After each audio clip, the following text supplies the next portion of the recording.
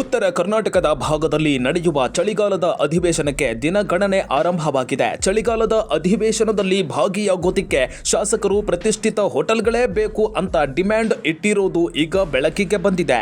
ಚಳಿಗಾಲದ ಅಧಿವೇಶನದಲ್ಲಿ ಶಾಸಕರು ಭಾಗಿಯಾಗಬೇಕಾದ್ರೆ 5 ಸ್ಟಾರ್ ಹೋಟೆಲ್ಗಳೇ ಬೇಕಂತೆ.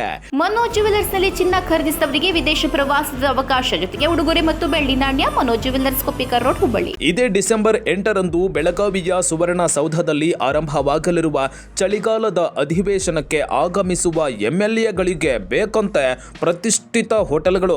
ಇಂತಹದ್ದೇ ಹೋಟೆಲ್ಗಳು ಬೇಕು ಅಂತ ಸಭಾಪತಿಗಳ ಮುಂದೆ ಶಾಸಕರು ಬೇಡಿಕೆ ಇಟ್ಟಿದ್ದಾರೆ.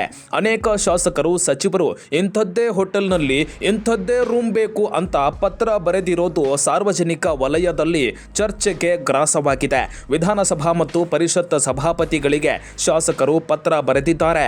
ಬೇಡಿಕೆಗೆ ತಕ್ಕಂತೆ ಹೋಟೆಲ್ಗಳ ಕೋಣೆಗಳನ್ನು ಹಂಚಿಕೆ ಮಾಡಲು ಸಭಾಪತಿಗಳು ತಲೆ ಕಡಿಸಿಕೊಂಡಿದ್ದಾರೆ. 20 ಕೋಟಿ DC ಆರ್ಗನೈಸ್ ಮೀಟಿಂಗ್ 19 ತಾರೀಕು ಮಾತಾಡಿ ನಾನು ಸ್ಪೀಕರ್ ಕೊಡಿ 20 ಕೋಟಿ ಬರೋ ವರ್ಷ ಎಷ್ಟು ಬರೋದು ಹೆಚ್ಚು ಕಡಿಮೆ 11 ಕೋಟಿ 11 ಸ್ಟಾರ್ಟ್ ಆಗಿ 20 ಬಂದು ಮುಂದಿನ ಜಾಸ್ತಿ ಆಗುತ್ತೆ.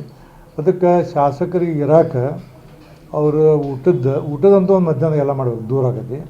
ಇರಾಕ ಮತ್ತು ಅವ್ರು ಬರೋಕ್ಕೆ ಇವೆಲ್ಲ ಅದಕ್ಕೊಂದು ಶಾಸಕರು ಬಂದು ಕಟ್ಟಿಸಿದ್ರೆ ಈ ಬೇಕಾದವ್ರು ಬಂದಾರ. ಈಗ ನಮಗೆ ಈ ವೆಸ್ಟ್ ಎಂಡ್ ತಾಜ್ ಇದ್ದ ಗ್ರೂಪ್ನವರು ಮತ್ತು KL ಅವರು ಕೇಳ್ಯಾರ. ಒಂದು 10 ರೂಮ್ ಪರ್ಮನೆಂಟ್ ಖಾಲಿ ಹಿಡಿತೀವಿ, ಉಳಿದೆಲ್ಲ ನಿಮಗೆ ಸೆಷನ್ ಬಂದ ಬಿಟ್ಟು ಕೊಡ್ತೀವಿ ಅಂತ ಹೇಳಿದ್ರೆ ಅದ್ರ ಬಗ್ಗೆ ಮುಖ್ಯಮಂತ್ರಿಗಳು ಚರ್ಚೆ ಮಾಡ್ತೀವಿ. ಶಾಸಕರ ಒಂದು ಆತಂದ್ರೆ ಒಳ್ಳೇದಾಗ್ತದೆ.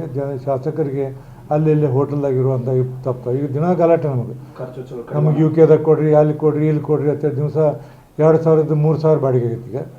ಮತ್ತು ಊಟ ಅಲ್ಲಿ ಇದ್ದದ್ದು ಜಾಸ್ತಿ ಆಕವು. ಹಿಂಗಾಗಿ ಅದಕ್ಕೆ ಅವನ್ನೆಲ್ಲವನ್ನ ಗಮನ ಇಟ್ಕೊಂಡು ಮಾಡ್ತೀವಿ. ಭಾಳ ಮಂದಿ ಬರ್ದಾರ ನಮಗೆಲ್ಲ ಪತ್ರ.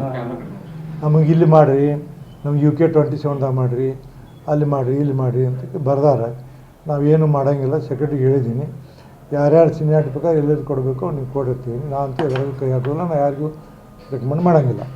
ಅಲ್ಲಿ ಅವ್ರಿಗೆ ಕೊಡ್ರಿ, ಇಲ್ಲಿ ಅವ್ರಿಗೆ ಕೊಡ್ರಿ ಅಂತೇಳಿ ಏನೋ ಅವ್ರ ಪತ್ರ ಬಂದು ಸೆಕ್ರೆಟರಿಗೆ ಕಳಿಸ್ಕೊಡ್ತೀವಿ. ಇನ್ನು 10 ದಿನದ ಅಧಿವೇಶನಕ್ಕೆ 20 ಕೋಟಿ ದುಂದು ಖರ್ಚು ಮಾಡಲಾಗ್ತಾ ಇದೆ. ಇಷ್ಟು ಖರ್ಚು ನೋಡಿದ್ರೆ ಶಾಸಕರುಗಳು ಸದನದಲ್ಲಿ ಭಾಗಿಯಾಗಲು ಬರ್ತಾರೋ, ಎಂಜಾಯ್ ಮಾಡಲಿಕ್ಕೆ ಬರ್ತಾರೋ ಎಂಬ ಪ್ರಶ್ನೆ ಉದ್ಭವ ಆಗ್ತಾ ಇದೆ.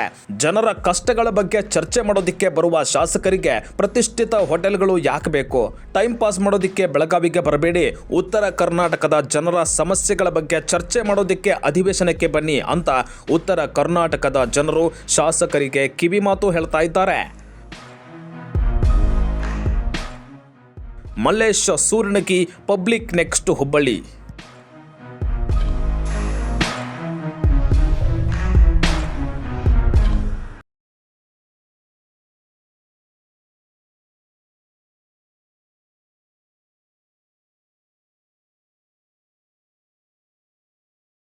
ಇತ್ತೀಚೆಗೆ ರಾಜ್ಯದಲ್ಲಿಯೇ ಗದಗ ಜಿಲ್ಲೆ ಹೆಸರನ್ನ ಎತ್ತಿ ತೋರಿಸುತ್ತಿರುವಂತಹ ಶಿರಹಟ್ಟಿ ತಾಲೂಕಿನ ಮಾಗಡಿ ಕೆರೆ ಇದೀಗ ಎಲ್ಲಿಲ್ಲದ ಹೆಸರು ಮಾಡ್ತಿದೆ.